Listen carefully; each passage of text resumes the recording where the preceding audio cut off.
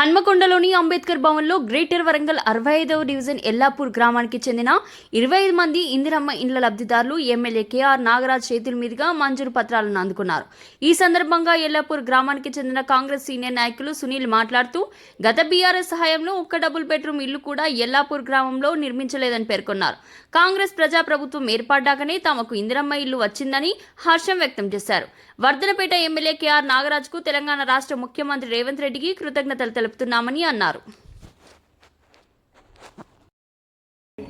మా రేవంత్ అన్న గారికి మా గ్రామం తరపున మా డివిజన్ తరపున ప్రత్యేక కృతజ్ఞతలు తెలియజేస్తున్నాము.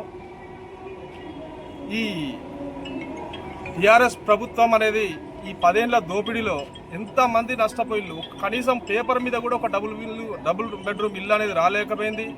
ఇప్పుడు అందరికీ పట్టాలు మంజూరై మొదటి విడతలో రేపు లేదా ఎల్లుండి నాగరాజన్న చెప్పినట్టుగా పుట్టినప్పుడే మంచి రోజు అనే ఒక మంచి సంకేతం ఇచ్చిండు.